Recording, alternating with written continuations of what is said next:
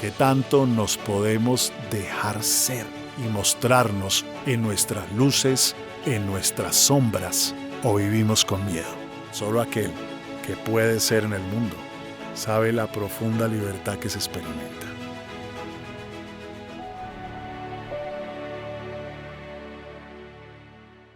El amor no es algo que se muera solo, como si tuviera vida propia, ajeno a los amantes. El amor es algo que se va enfermando primero, y se enferma de descuido y de desprecio.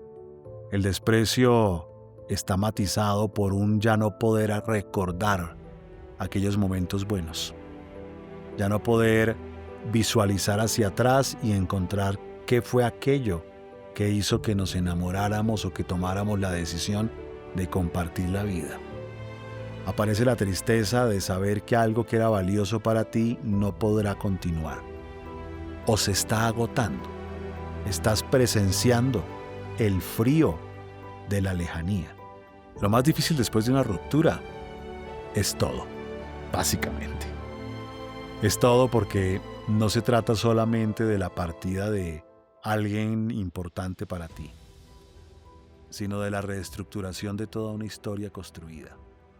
Hola, bienvenidos y bienvenidas a su episodio de Ad Propositum, hoy reflexionando sobre cómo el amor no muere de forma natural, cómo el amor atraviesa momentos que hacen que el mismo vaya agotándose. Ese es nuestro tema de hoy, un tema difícil, un tema duro, pero un tema absolutamente real. ¿Por qué se muere el amor? El amor no es algo que se muera solo, como si tuviera vida propia, ajeno a los amantes. El amor es algo que se va enfermando primero, y se enferma de descuido y de desprecio.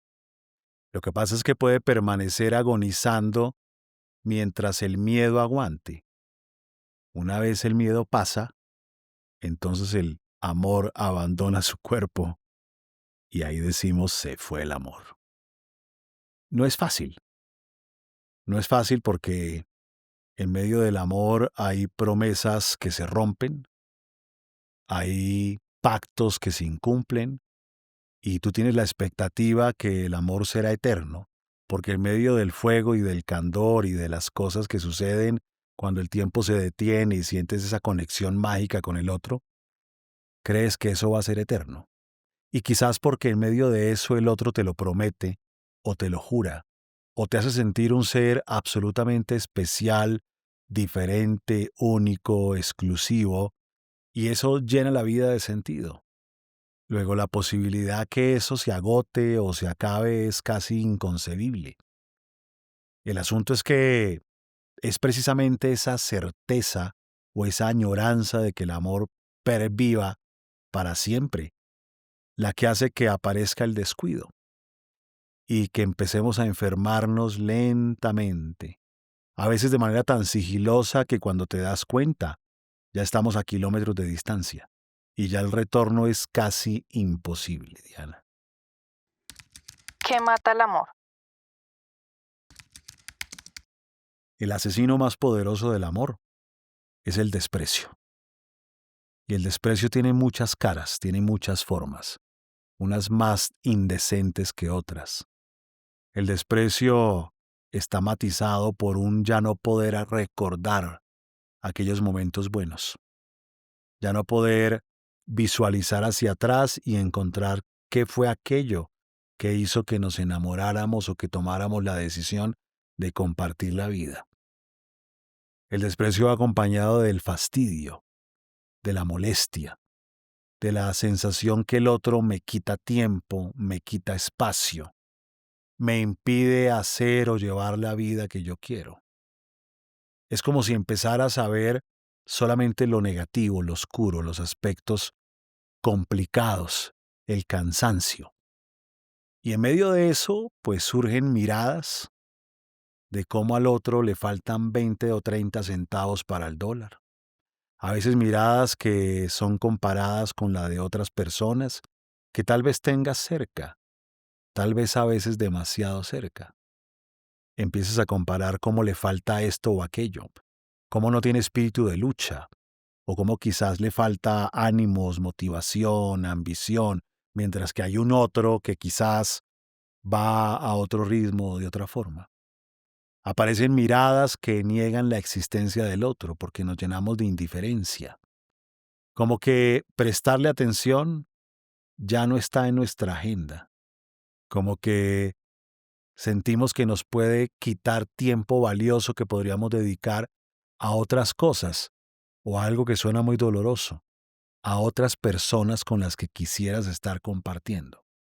Como si el otro se hubiese convertido en un obstáculo que te roba vida, tiempo, espacio. Aparecen miradas en donde el otro ya no es digno de tu cariño, de tu amor. Incluso tienes rabia o tienes odio. Y por eso es que el desprecio lastima tanto, a tal punto que el amor del otro empieza a morirse. Ahora, para que tú puedas mirar con desprecio al otro, tienes que estar ya muy confundido. Tienes que haber matado cosas sagradas. Tienes que haber dejado de ver aquello que te enamoró algún día. Porque mirar con desprecio a alguien a quien amas es casi imposible. El Rincón de los Errores ahora estará más cerca de ti. Hemos abierto la academia, nuestro espacio de evolución y desarrollo para seguir aprendiendo juntos. Ahora puedes unirte a nuestra membresía de crecimiento para que puedas trabajar todas tus heridas, saber cómo manejar épocas difíciles y llenar la vida de más sentido. Durante tu suscripción trimestral o semestral, accederás de inmediato a decenas de cursos, masterclass, workbooks, encuentros en directo con Efren y muchas otras sorpresas. Visítanos en www.elrincondeloserrores.com y desde allí inscríbete en la Academia Ad Propósito para que continuemos avanzando en este camino. ¿Cómo afectan emocionalmente las pérdidas del corazón? Una vez el amor se enferma de desprecio, de indiferencia, de descalificación, y supera el miedo y abandona su cuerpo y muere, viene un torbellino emocional increíble. Una montaña rusa que transita la rabia que experimentas con un otro que parece que te ha quitado unos años de tu vida, que parece que te ha roto unas expectativas que tenías, que parece que te ha robado unas esperanzas, que ha aniquilado un proyecto de vida que tenías cuidadosamente diseñado, que te ha roto unos sueños. Y cuando uno le aniquilan, le rompen, le destruyen, o uno cree que le aniquilan, le rompen o le destruyen algo que es valioso, lo normal es que aparezca la rabia. Y la rabia te hace sentir menos vulnerable. Lo que pasa es que al día siguiente, a los 3 días, a la semana, entonces aparece la tristeza, como la presencia de un bien ausente, una parte de la cama que está fría y que ya no hay un cuerpo calientito allí, pero estamos esperando que retorne, que regrese, incluso por semanas, meses o años. Aparece la tristeza de saber que algo que era valioso para ti no podrá continuar, o se está agotando. Estás presenciando el frío de la lejanía, de algo que antes le daba calorcito a la vida y pareciera que ahora se ha transformado en un metal de hielo helado. La tristeza es una emoción que surge cuando algo que es importante para ti se está alejando, está dejando de serlo, se está agotando. El tema es que 3 días después, o al otro día, o a la semana, aparece el miedo. Tienes la sensación, acompañada de preguntas, en torno a la incertidumbre. ¿Y ahora qué? ¿Esto se acabará de verdad? ¿Esto volverá? ¿Cómo se vive así? ¿Y qué le diré a mis hijos? ¿Será que hablo con mi mamá? ¿Será que le cuento a los amigos? ¿Y ahora cómo voy a hacer? ¿Y económicamente cómo es ahora este asunto? Y te asustas. ¿Y qué tal que lleguen los ladrones? ¿Y aquí quién podría cuidarnos?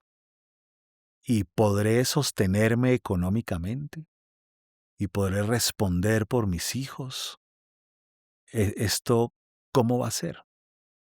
Y al día siguiente aparece la rabia, o a los 3 días, con un poquito de tristeza, y después vuelve el miedo. Y de pronto entras en un oasis, en donde vuelves a respirar y sientes la alegría de la libertad, de poder hacer cosas que creías que eran imposibles, de sentirte que eres capaz, que no necesitas de un otro que ya no está. Y de pronto al día siguiente aparece de nuevo la tristeza, y vuelve de nuevo la rabia, y aparece de nuevo el miedo. Y este sub y baja te mantiene muy cansado, muy cansada. Hasta que poco a poco empiezas a cruzar el desierto.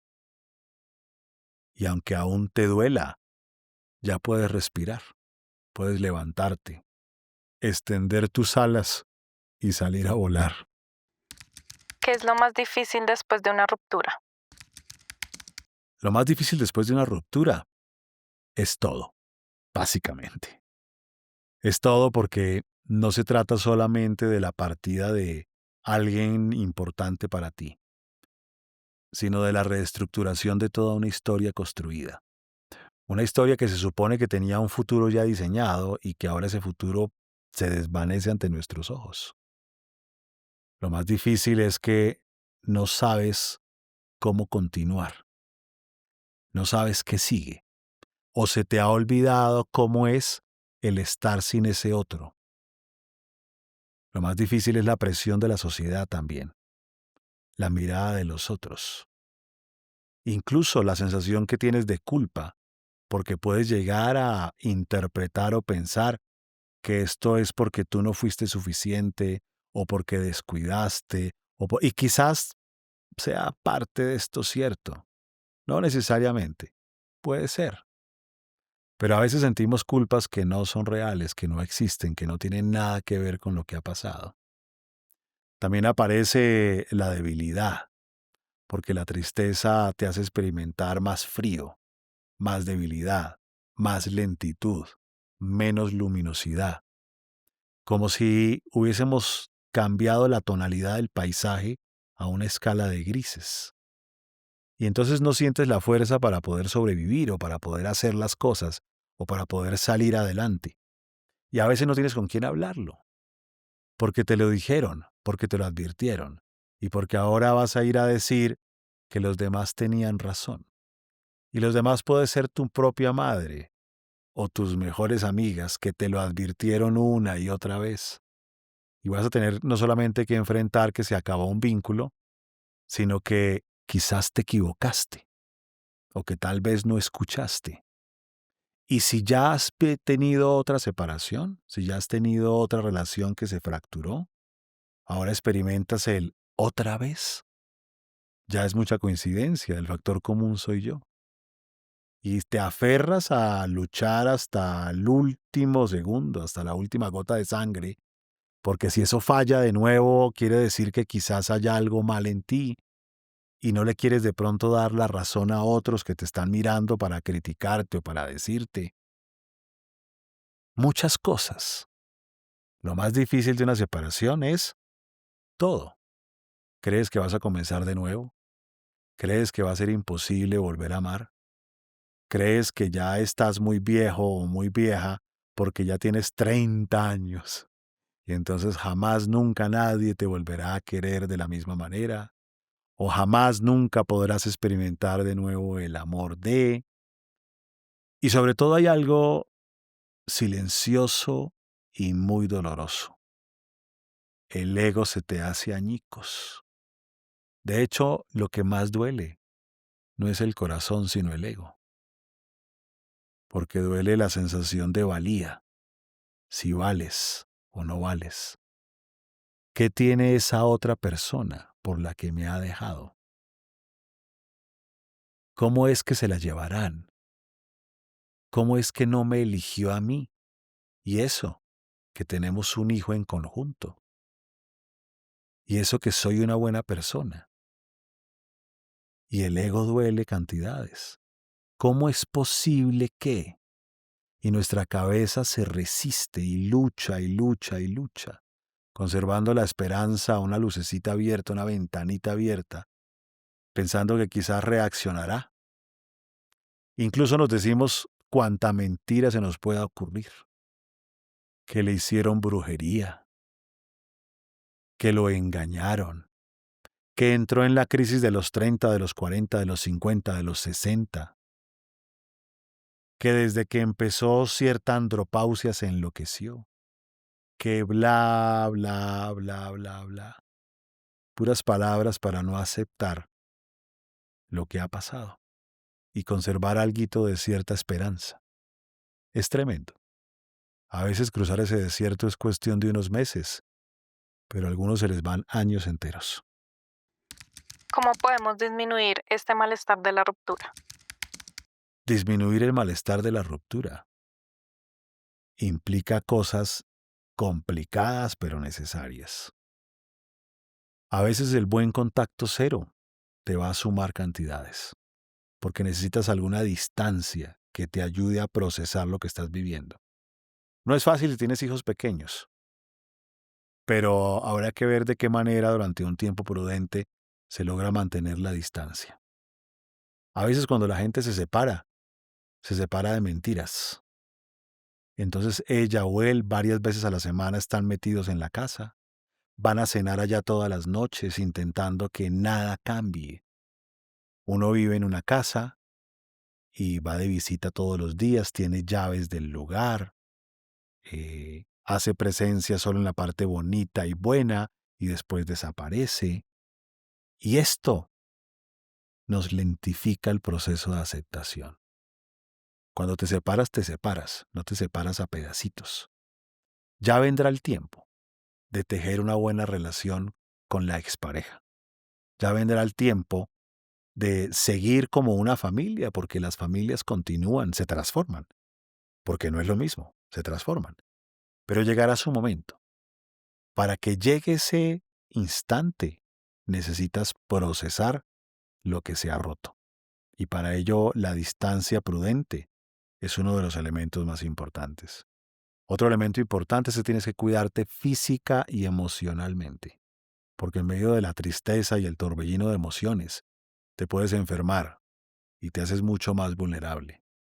Otro elemento clave es que te reúnas con gente sensata y cuides a los bienintencionados que les va a dar por opinar y decir, y que te cuides de algunos abogados que les va a dar por decir, opinar o decir, va. Que te cuides de algunos familiares que también te van a señalar. Hay que rodearse bien en ese periodo. Rodearse de personas que puedan realmente construir contigo y que te puedan aportar y que te puedan sumar. Hay que cuidarse de no asumir ciertos riesgos como el alcohol, como las pastillas para dormir, porque ya hay una vulnerabilidad gigante como para que puedas ahora meterte en temas que a corto plazo percibes que te ayudan, pero que a mediano y largo plazo van a resultar muchísimo peor. Hay que empezar poco a poco con el paso del tiempo a retomar quién eras, porque cuando te separas, a veces pierdes todo tu mundo. A veces el otro se lleva a todos tus amigos. A veces los demás toman distancia para no generar fricciones de un lado o del otro. A veces incluso te conviertes en una amenaza que camina, porque las demás mamás del colegio empiezan a percibirte como un peligro ahora que estás divorciada. Experimentas un montón de cosas. Y la palabra fundamental es cuidarte. Tener paciencia, porque esto no pasa en 2, 3 semanas. Se lleva un tiempo. Y empezar a retomar entonces quién eras. Empezar después a preguntarte en quién te puedes convertir ahora. Lentamente, a paso firme, sin afanes. Bien, un episodio más de su podcast Ad Propositum. No olviden suscribirse a la campanita, compartírselo, seguramente a alguien le puede esto sumar y nos vemos en un próximo capítulo.